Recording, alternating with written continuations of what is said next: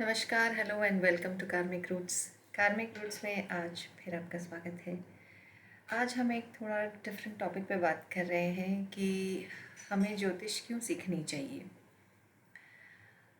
तो मैं इस टॉपिक को थोड़ा अपने व्यूज़ प्रेजेंट करने की कोशिश करूँगी। I hope I will get a response कि आप मुझे बताएं कि आप मेरे व्यूज़ से सानी रखते हैं या नहीं रखते हैं।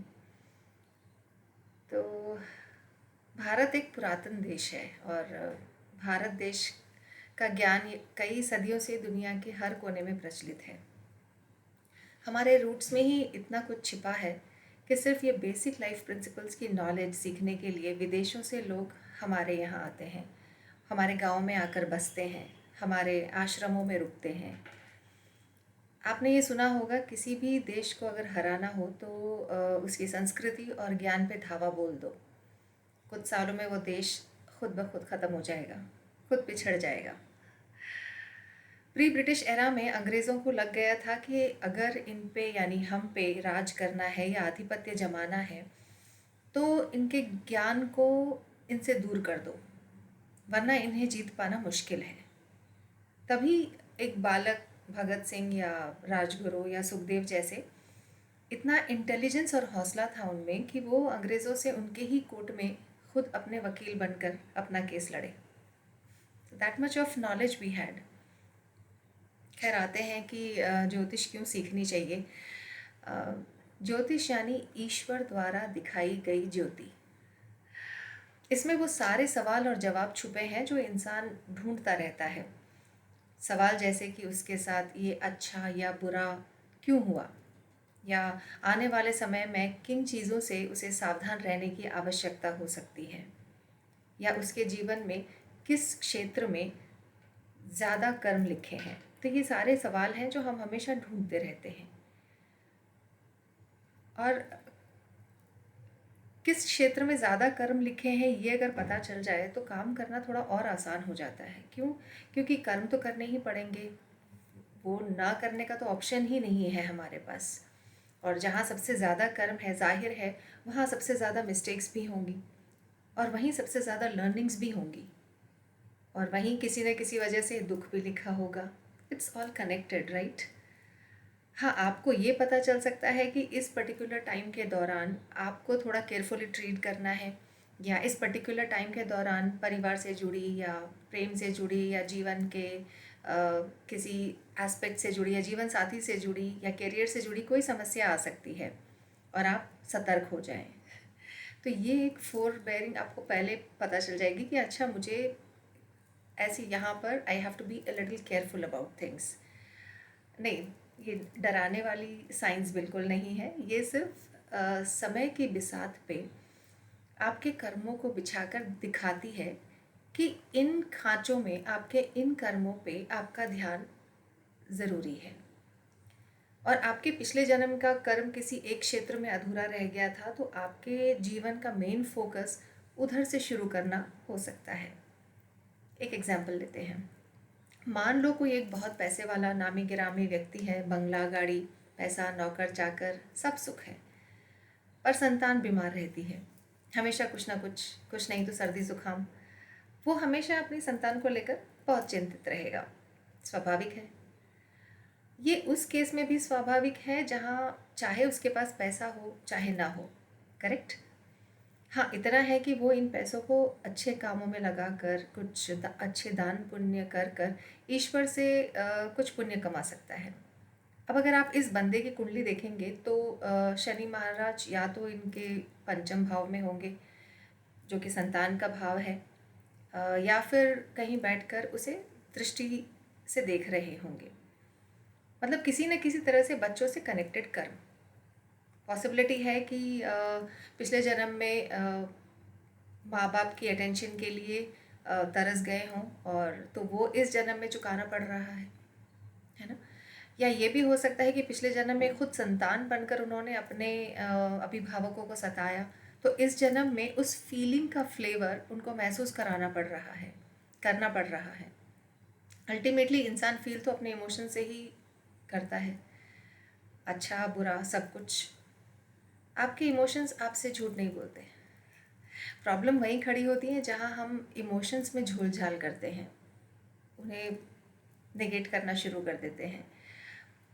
Diplomacy is a trait to avoid conflicts with the world, not to lie to yourself. हम खुद से भी आजकल बहुत झूठ बोलते हैं वैसे देखा जाए तो हम अपने ही इमोशंस को निगेट कर देते हैं।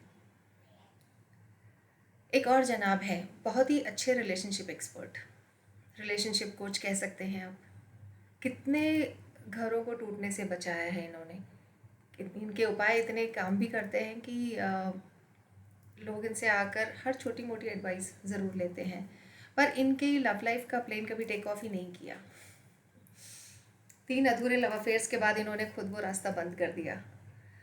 लोग कहते हैं फेलियर से सीखो मत मुझे लगता है कि कोई फेलियर होता नहीं है। पहली बात, हर किसी के सीखने का अंदाज डिफरेंट होता है।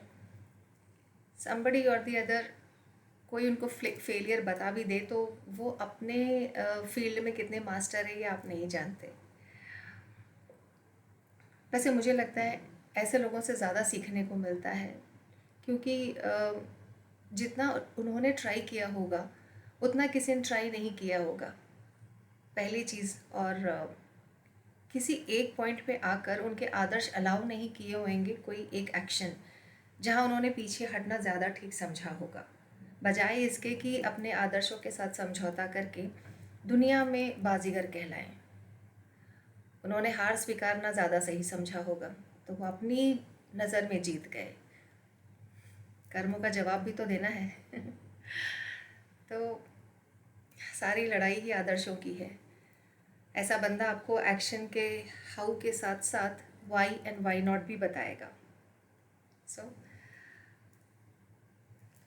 go with the most experienced person who can guide you on that journey of your enlightenment. इन जनाब के चार्ट्स में लिब्रा में केतु है, जिस जनाब की मैं बात कर रही हूँ, यानी समय की इस बिसात में उनके कर्म खुद की लव लाइफ के प्रति होने वाले कर्म से इग्नोरेंट है, पर ज्ञान बहुत है। लिब्रा यानी love life, relationships, and Ketu यानी ज्ञान उस फील्ड से रिलेटेड, लेकिन खुद से डिटैच्ड भी हैं। और रिलेशनशिप में तो attachment is the first rule. देखा आपने ग्रहों का खेल। खैर, ज्योतिष को वेदों की आंखें कहा गया है, यानी जैसे जैसे आप ज्योतिष को सीखना शुरू करेंगे आप ग्रहों को जानना शुरू करेंगे। धीरे धीरे आपको लगने लगेगा कि ये ग्रह तो बिल्कुल मेरी तरह सोचता है। फिर आपको उनसे आत्मीयता बढ़ती नज़र आएगी। वो आपकी चाल पकड़ेंगे और आप उनकी। कुछ काम आप उनके मुताबिक करेंगे और कुछ काम वो आपके मुताबिक। एक अनजाना सा रिश्ता डेवलप होना शुरू होगा। फिर ये रिश्ता मित्र वाला हो जाएगा। आपको धीरे धीरे अपने कहे शब्दों पर, अपने किए एक्शंस पर, अपने सोचे गए थॉट्स पर, सब पर एक मोमेंटम फोर्स दिखाई देगी। धीरे धीरे आप अहम कर्ता वाली फीलिंग से हटकर कृष्ण इच्छा पे शिफ्ट होने लगेंगे।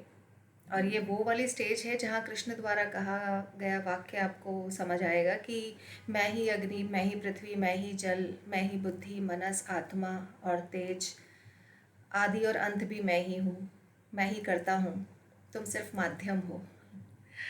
अहम सर्वस्य सर्वप्रभवो मत्त सर्व प्रवर्तते इति मत्वा भजन्ते मां बुधा भाव समन्विता। पर उस स्टेज पे आने के लिए सेल्फ अवेयरनेस का ये स्टेप जब आप समझेंगे तो इस सेंटेंस को समझेंगे, वरना आपको लगेगा मैं किसी को भी कूट के आ सकता हूँ और बाद में कृष्ण से कह दूँगा आप ही करता हो इसलिए गीता कर्मों की डिक्शनरी है और ज्योतिष अपने कर्मों को सही करने का तरीका, क्योंकि इसमें ग्रहों का नेचर छिपा है, उनके अच्छे और बुरे विचार भी छुपे हैं।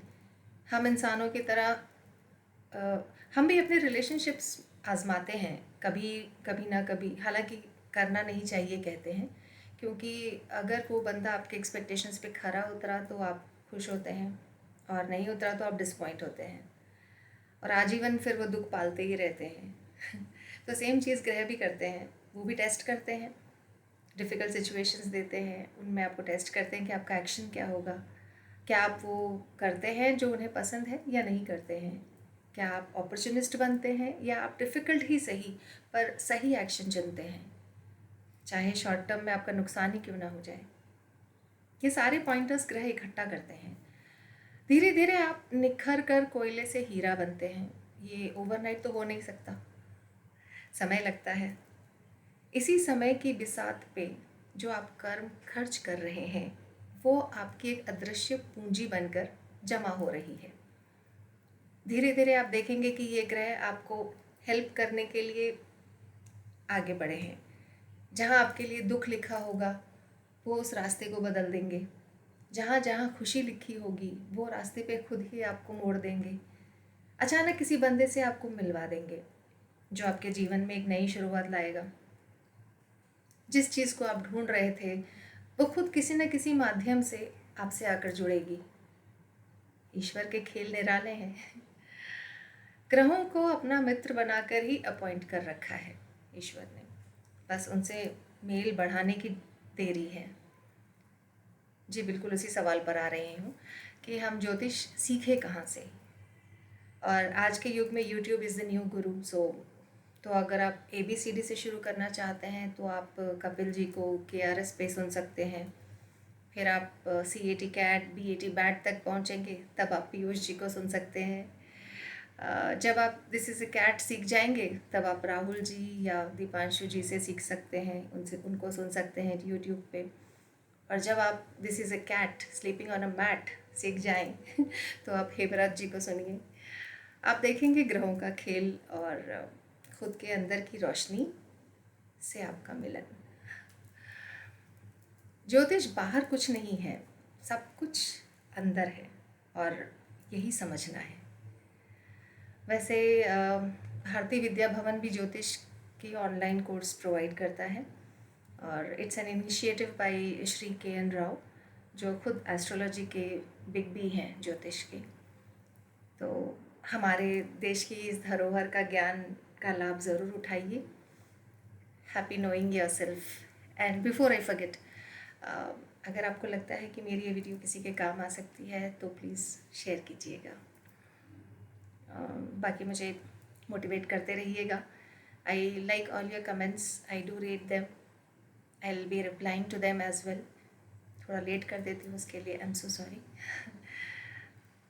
आज्ञा।